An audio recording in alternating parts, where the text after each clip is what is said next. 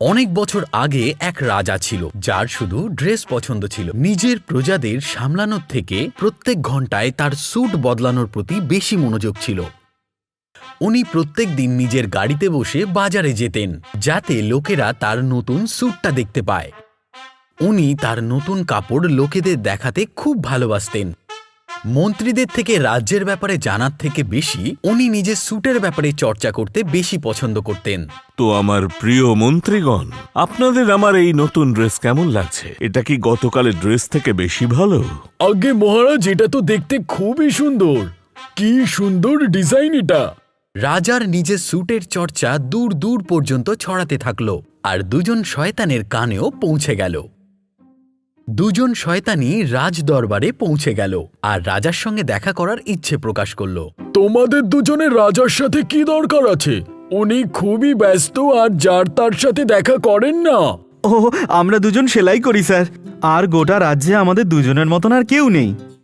আমরা শুনেছি যে রাজা খুব কাপড় পছন্দ করেন, তাই ওনার জন্য দামি কাপড় দিয়ে স্যুট তৈরি করব। কিন্তু মহারাজের কাছে তো এরকম আলাদা আলাদা কাপড়ের অনেক স্যুট আছে। তোমাদের কাছে এমন আলাদা কি কাপড় আছে? ঠিক আছে, তাহলে শোনো, আমাদের কাপড় ভীষণ হালকা আর নরম। এটা সহজে দেখা যায় না, মানে এটা সেই দেখতে পায় যে এই কাজটা করার জন্য উপযুক্ত, আর বোকারা তো এসব দেখতেই পায় না। যখনই সেবক এই কথাটা শুনল তখনই রাজার কাছে গিয়ে এই কাপড়ের ব্যাপারে বলল, যার ব্যাপারে ওই দুজন ছেলে কথা বলছিল। তো এটা বোকারা দেখতে পায় না। ঠিক আছে, আর যারা কাজ করতে পারে না এটা তারাও দেখতে পাবে না। কি অসাধারণ ব্যাপার! এটা যদি সত্যি হয় তো তাহলে আমি জানতে পারবো যে আমার মন্ত্রী আর সেবকগণের মধ্যে কারা সৎ নয়। সেবক তখনই সেই দুজন ছেলেকে ডাকতে গেল। এখন চলো তোমরা দুজন, রাজা তোমাদের সাথে দেখা করতে চায়। তোমরা দুজন প্রশংসা তো খুবই করলে, এখন দেখা যাক কি হয়। দুজন ছেলেকেই রাজার সামনে নিয়ে আসা হলো, যেখানে মন্ত্রীরাও উপস্থিত ছিল।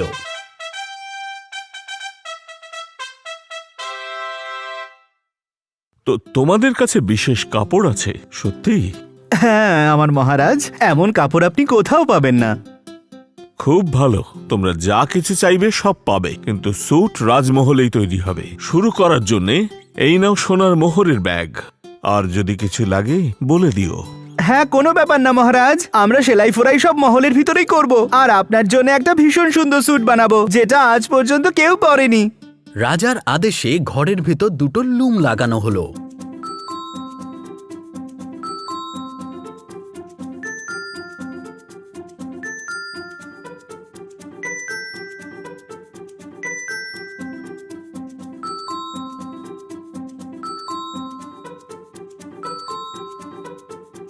দুজনেই সোনার সুতো আর মোলায়েম সিল্ক আনার কথা বলল, যেগুলোকে নিজেদের থলেতে ভরে কাজ করার মিথ্যে নাটক করে চলল।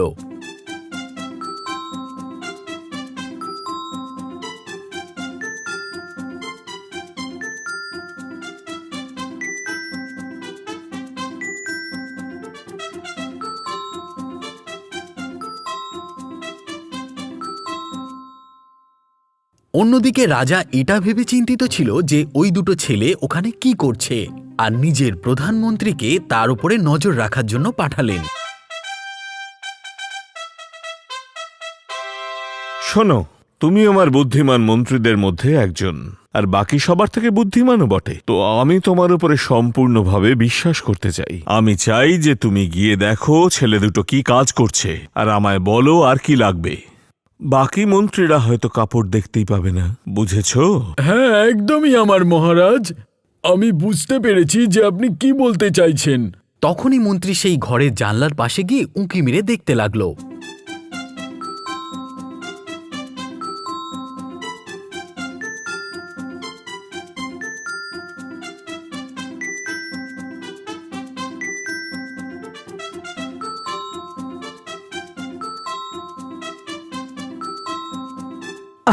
আসুন আসুন, ভিতরে আসুন। আমাদের তৈরি খুব সুন্দর আর অপূর্ব ডিজাইনটা তো আপনি দেখুন, আর এর রংটা কত ঝলমল করছে। আপনার পছন্দ হলো স্যার? এটা তৈরি করতে অনেক পরিশ্রম করেছি। হ্যাঁ, আমি এত ভালো কাজ আগে কখনো দেখিনি। মহারাজ খুব খুশি হবেন। চালিয়ে যাও, এভাবেই কাজটা চালিয়ে যাও। আর হ্যাঁ স্যার, আপনি কি কিছু সোনার সুতো আর সিল্কের ব্যবস্থা করতে পারেন আমাদের জন্য? হ্যাঁ হ্যাঁ, কেন নয়। হে ঈশ্বর, আমি কাউকে বলতে পারবো না যে আমি কিছু দেখতে পাচ্ছি না। চশমাটা ঠিক নেই নাকি? আমি বোকা, এখানে কাজ করার জন্য উপযুক্ত নই। মন্ত্রী তখন রাজার কাছে গেল। উনি ঠিক করলেন যে কাপড়টা যে উনি দেখতে পাননি সেটা কাউকেই জানাবেন না। এত বছর কাজ করার পর উনি এটা চাইছিলেন না যে লোকে ওনাকে বোকা বলে। না না, এটা হতেই পারে না।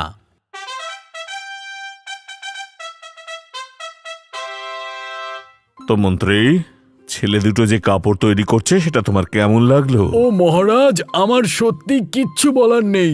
আমি এরকম রং আর ডিজাইন আজ পর্যন্ত কখনো দেখিনি। সত্যি সত্যি এত সুন্দর। আমি কি ওই বিশেষ কাপড়ের স্যুট আমাদের বিশেষ সমারোহে পরতে পারবো?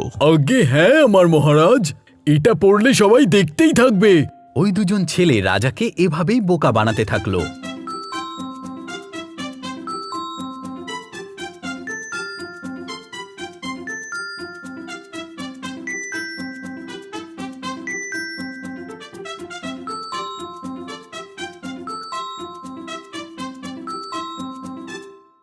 ওরা আবার সোনার সুতো আর মোলায়েম সিল্ক আনার কথা বলল, আর আবার নিজের থলের ভেতর রেখে দিল। ওরা মোমবাতি চাইল যাতে লোকেরা এটা ভাবে যে ওরা রাতেও কাজ করছে।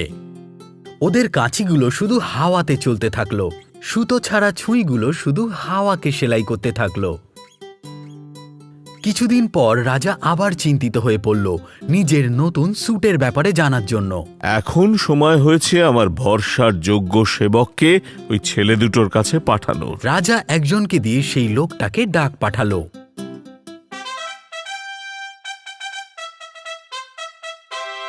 সেবক, যাও গিয়ে খোঁজ নাও আমার স্যুটের ব্যাপারে, আর ওখান থেকে ঘুরে এসে আমায় বিস্তারিত জানাও। তো শেষমেশ উনি সেই ঘরের দিকে গেলেন যেখানে সেই ছেলে দুটো কাজ করছিল।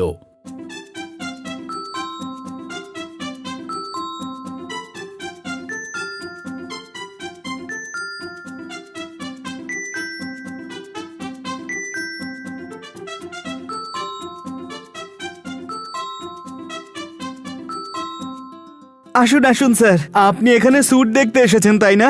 আমাদের পুরো ভরসা আছে যে আপনি আর আপনার মহারাজ কোনো অধৈর্য হবেন না। আমরা অনেক পরিশ্রম করছি যাতে রাজা এই স্যুট তার প্যারেডে পরতে পারেন। তাহলে আপনার কেমন লাগলো স্যার? আপনি কখনো আপনার জীবনে এত ভালো ডিজাইন আর এত সুন্দর রং দেখেছেন? সেবক মন্ত্রীর মতোই অবাক হয়ে গেল।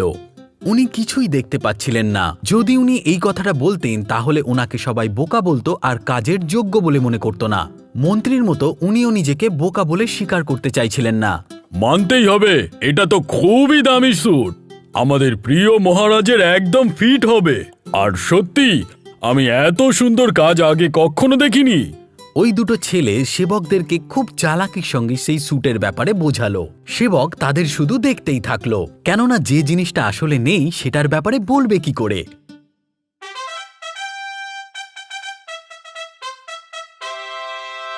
তো সেবক, স্যুটের ব্যাপারে তোমার কি মতামত? সেবক রাজাকে কালার্স এবং ডিজাইনের ব্যাপারে সেসব কথাই বলল যেটা তাকে বলা হয়েছিল। উনি কোনোভাবেই এটা বুঝতে দিতে চাইছিলেন না যে উনি কিছু দেখতেই পাননি, কেননা লোকে তাকে বোকা বলতো। হ্যাঁ, ঠিক আছে, মনে হচ্ছে এবার আমাকে গিয়ে এই স্যুটটা দেখতে হবে। সবাই এত তারিফ করেও ক্লান্ত হচ্ছে না, আমার তো ভীষণ অস্থির লাগছে। পরের দিন রাজা সেই ঘরে গেল যেখানে ছেলেরা কাজ করার নাটক করছিল। দুটো হাত ওপর নিচে করছিল আর চোখ পিট পিট করছিল, এমন ভাব দেখাচ্ছিল যেন ওরা হাওয়ার সাথে খেলা করছিল। আসুন আসুন মহারাজ, আমরা অধীর আগ্রহে আপনার অপেক্ষায় ছিলাম। এটা দারুণ হয়েছে, আপনি পরলে ভালো মানাবে। লোকে প্যারেডে আপনার শুধু স্যুটেরই কথা বলে যাবে। দেখুন, এই জ্যাকেট আর প্যান্টটা দেখুন, এটাতে আপনাকে আপনার দামি কাপড়ের থেকে অনেক ভালো লাগবে। আর এই কোট দারুণ না? এই সবকিছু ভীষণ রেশমি আর সুন্দর, ঠিক আপনার মতো। রাজার শত চেষ্টার পরেও উনি কিছুই দেখতে পাচ্ছিলেন না। আমি হলাম এই রাজ্যের রাজা, আর যদি আমি বলি যে আমি কিছু দেখতে পাচ্ছি না, তাহলে লোকে আমাকে রাজা বলেই মানবে না। সবাই বোকা বলবে সেটা বলার হাত থেকে বাঁচার জন্য হ্যাঁতে হ্যাঁ মেলালেন, আর বাকি লোকেদের মতো উনিও স্যুটের খুবই প্রশংসা করলেন।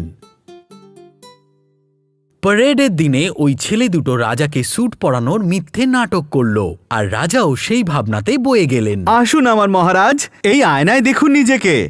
নিন, এই জ্যাকেট আর প্যান্টটা পরে নিন। ওরা দুজনে রাজাকে শার্ট আর প্যান্ট পরানোর মিথ্যে নাটক করল। প্যান্টকে কোমরের সঙ্গে বাঁধল, কলারটা ঠিক করলো, আর বাকি ছোটখাটো জিনিসও ঠিক করে দিল। আর তারপর নিজেদের কাজের প্রশংসা করতে লাগলো। কি সুন্দর দেখতে লাগছে, আর ফিটিংসটাও দারুণ হয়েছে। এই রংটা আপনাকে ভীষণ স্যুট করেছে।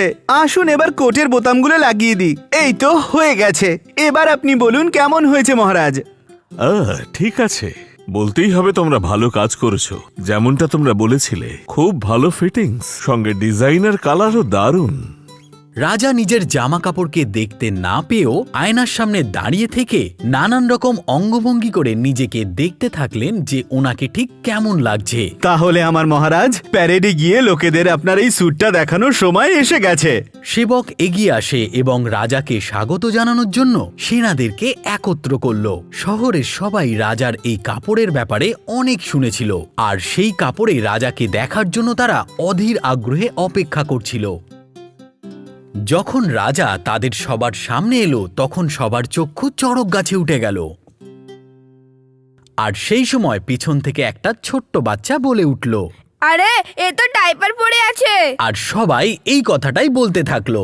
রাজা তো ডাইপার পরে রয়েছে। রাজা তো ডাইপার পরে রয়েছে। তখন রাজা নিজের লজ্জায় পড়ল। তখন উনি বুঝতে পারলেন যে দুজন ছেলে ওনাকে, মন্ত্রীকে আর সেবককে বোকা বানিয়েছে। এখন বেচারা রাজা কাপড় ছাড়াই বাকি প্যারেডটা পুরো করল।